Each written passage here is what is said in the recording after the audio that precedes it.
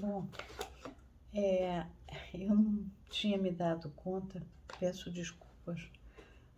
Há pessoas que estão acompanhando o, o, o vídeo, né, essa série Manifestações do Inconsciente, mas que não tem toda a coleção do Freud. São pessoas que estão estudando, estão começando a aprender. E que às vezes me escrevem ou falam comigo pelos meios por onde a gente tem hoje para falar pela internet. Eu vou então ler. Me pediram que, por favor, lesse o parágrafo, que não pulasse o parágrafo do texto. Vou ler e comentar um pouquinho mais. E esse vai ser o vídeo 13. Quem não quiser, pula ele. Tentarei resumir em poucas palavras o que Charcot realizou no estudo clínico da histeria. A gente está falando justamente do relatório do Freud, que ele está agora descrevendo o trabalho dele com Charcot.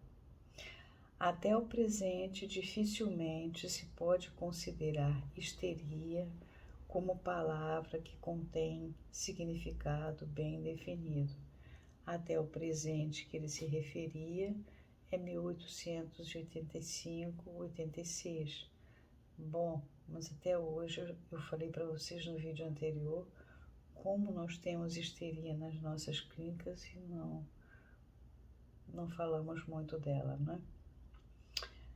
O estado mórbido a que se aplica tal nome caracteriza-se cientificamente apenas por sinais negativos. Eu disse a vocês que eles chamam de estado mórbido e realmente não deixa de ter uma morbidade e uma aparência sofrida, uma coisa muito ruim para as pessoas que sofrem e para os que estão à sua volta e para os que estão tentando dar conta daquilo tudo. E os sinais negativos que está em itálico é porque é sempre não dá para descrever o quadro, né? É a dificuldade. Seu estudo tem sido escasso e hesitante, o estudo desse quadro clínico histeria, e carrega a ignomínia de alguns preconceitos muito difundidos. É uma situação desonrosa,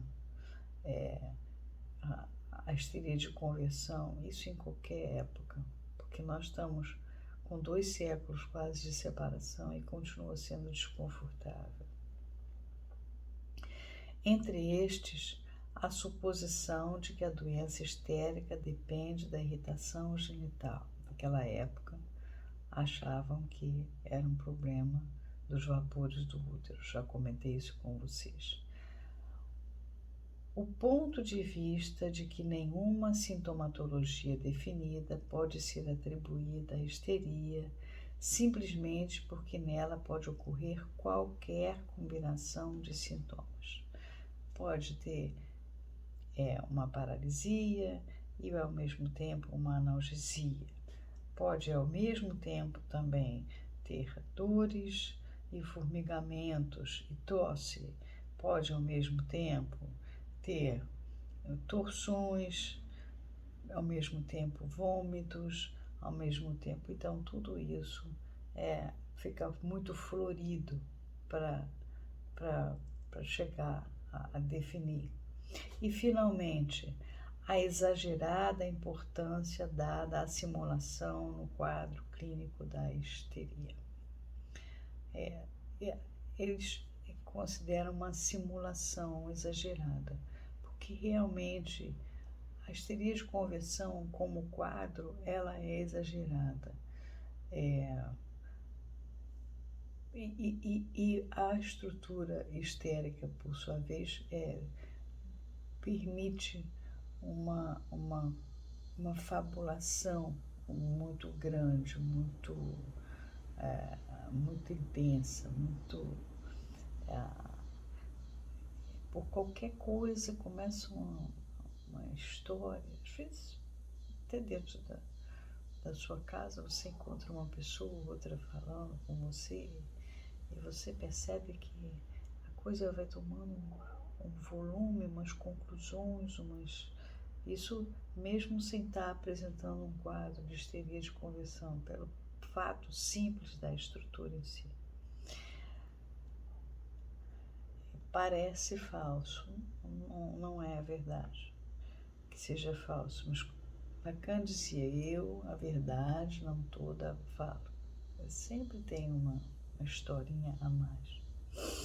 Durante essas últimas décadas, é quase certo que uma mulher histérica haveria de ser tratada como simuladora. As últimas décadas que ele está se referindo as décadas da época, até 1885, 86. Mas até hoje existe essa visão. Como também em séculos anteriores, certamente seria julgada e condenada como feiticeira ou possessa do demônio. Isso também já falei no vídeo 12, né? Com detalhes sobre isso. Sob outro aspecto, é possível que até se tenha dado um passo atrás do conhecimento da histeria. A histeria já era conhecida e chamada assim desde Hipócrates. Foi tratada no Império Romano. A gente já viu isso no vídeo 12. E aí vem assim, ele continua. A Idade Média estava familiarizada precisamente com os estigmas da histeria, com as marcas da histeria, seus sinais somáticos, e os interpretava e utilizava à sua própria maneira na Idade Média. Então, isso a gente já falou também, já conversou, né?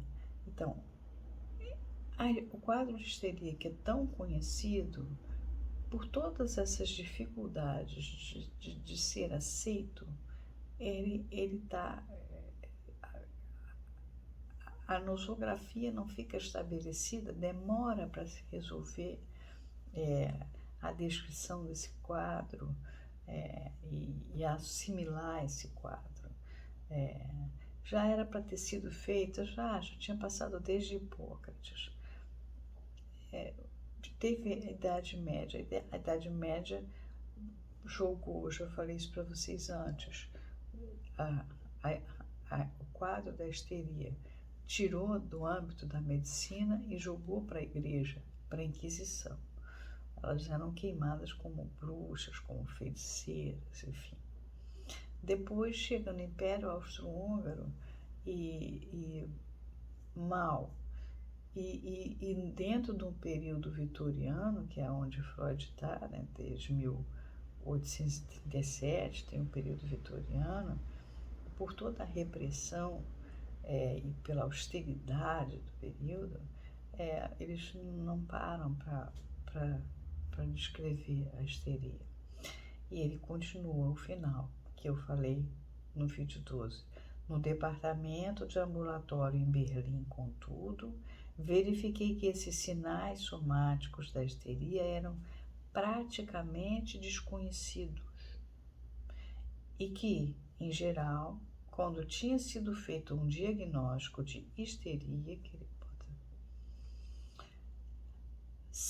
parecia estar suprimida e excluída qualquer motivação para se obter mais algum informe a respeito do paciente. Então, reparem toda a dificuldade. Esse parágrafo é esse, onde ele vai mostrar toda a dificuldade para que seja sistematizado o estudo clínico da histeria, em termos de organizar como é que é, definição desse quadro clínico. Esse que é o parágrafo que me pediram que lesse, porque eu disse que eu não ia ler, tá bom? Então, hoje, o vídeo 13, basicamente é só isso. me comprometo de continuar lendo, porque compreendo que há pessoas que não têm os livros e a maneira delas acompanharem o texto freudiano. Freud fala de uma maneira sempre muito clara, ao contrário do Lacan. Lacan, que eu também apresento bastante no mundo psi, eu tenho uma linguagem barroca e aí então ele vai dando a volta, e dando a volta, e dando a volta, e cada parágrafo do Lacan eu levo muitos vídeos para atravessar, às vezes, um parágrafo. Até uma frase, às vezes, do Lacan. Um período é tão longo que, para que seja compreendido, ele tem que ser cortado. Aí, não se envergonhem da dificuldade de entender Lacan. Primeiro, porque ele era um freudiano. Então, por baixo do que ele fala, tem os alicerces de toda a teoria psicanalítica estabelecida pelo Freud.